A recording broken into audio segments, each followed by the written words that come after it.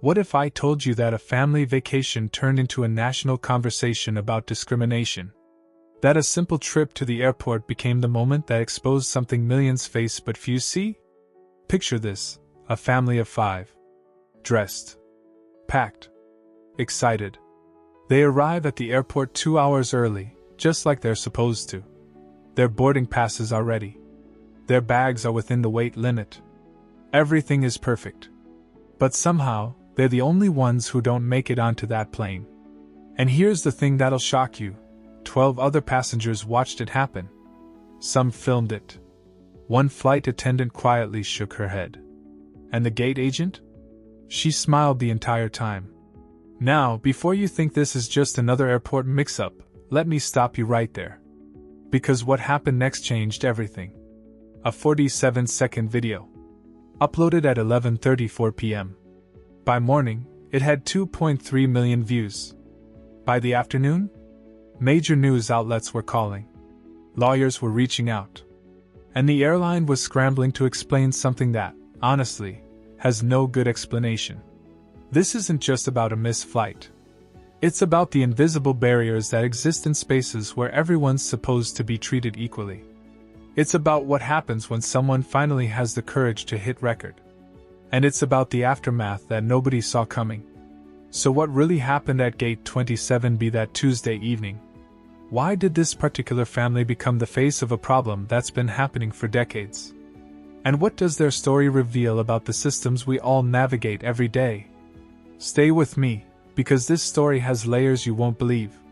And by the end, you'll never look at air travel the same way again. Let me take you back to where this all started, March 14th, Charlotte Douglas International Airport, 6:15 p.m. The Morrison family had been planning this trip for 8 months. Marcus and Keisha Morrison, their 3 kids aged 7, 10, and 13, heading to Miami for spring break. Marcus worked 2 jobs to save for this vacation. Keisha had coordinated time off from her nursing shifts. The kids had countdown calendars in their rooms. They checked in online exactly 24 hours before departure. They arrived at the airport at 5:30 p.m. for their 8:15 p.m. flight. Security took 20 minutes. They grabbed dinner at a terminal restaurant and made it to Gate 27B by 6:45 p.m. An hour and a half before boarding. Here's where things get interesting. Around 7:30 p.m., boarding began for first class and priority members. The Morrisons sat patiently with their carry-ons, watching families and business travelers line up. At 7:45 p.m., general boarding was announced. They joined the line, boarding passes in hand. But when Marcus handed his phone to the gate agent, something strange happened. She scanned it. Frowned. Scanned it again. Then she asked them to step aside for just a moment, while she helped other passengers. "It'll just be a minute," she assured them. 10 minutes passed. Then 15. The family watched as the line shortened. Other passengers boarded. Some gave them curious glances. Marcus asked twice what the problem was. Both times, the agent told him she was working on it, and to please be patient. At 8:05 p.m., the agent called someone on her phone. She spoke in hushed tones, occasionally glancing at the family. A supervisor appeared. More hushed conversation. More scanning of boarding passes that had worked perfectly fine at the security checkpoint 90 minutes earlier.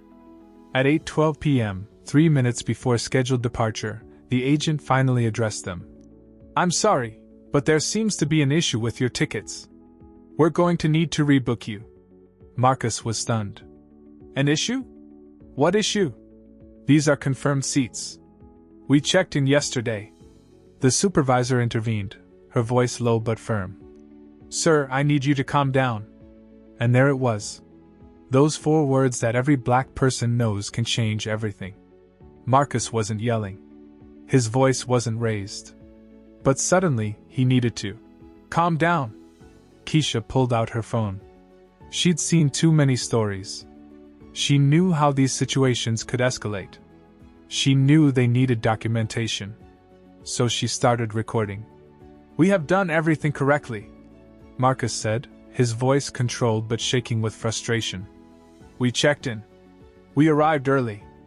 Our boarding passes worked at security. Why can't we board our flight? The agent's response? Sir, if you continue with this attitude, we'll have to call security. Behind them, other passengers were filming now too. A white woman in her 60s stepped forward. I was behind them in line. Their passes scanned the same as everyone else's. Why are they being stopped? The supervisor didn't answer her. Instead, she radioed for airport security. At 8:14 p.m., the gate door closed.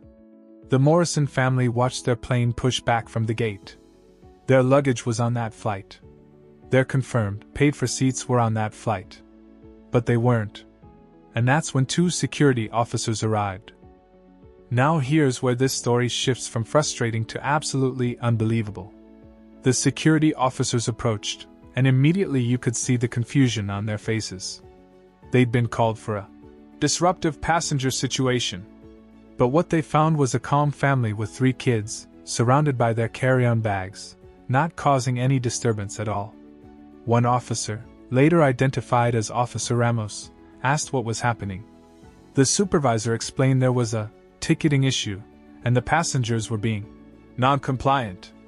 Marcus immediately pulled up his confirmation email, his credit card statement showing the $2,847 charge for 5 tickets, and the boarding passes that had successfully gotten them through TSA. We've been compliant, he said evenly. We've been standing here for 40 minutes asking for an explanation. Officer Ramos examined the documents. He looked at the gate agent. These look valid. What's the actual issue? The agent couldn't answer. She stammered something about system errors and company policy. By now, at least 8 people were filming. The 13-year-old daughter was crying. The 7-year-old kept asking, "Daddy, are we in trouble?" Then something remarkable happened. A passenger named David Chin, who had already boarded the plane, came back out. He'd been in line directly behind the Morrisons and had filmed the entire boarding process. He approached Officer Ramos and showed him his footage, clear evidence that the Morrisons' boarding passes had scanned successfully, just like everyone else's. They did nothing wrong, David said. I watched the whole thing. They were stopped for no reason. More passengers came forward. A teacher from Ohio. A college student heading home. A retired veteran. All offering statements. All saying the same thing. This family had done nothing to warrant being removed from their flight. The supervisor, now visibly flustered, made a call. Then another.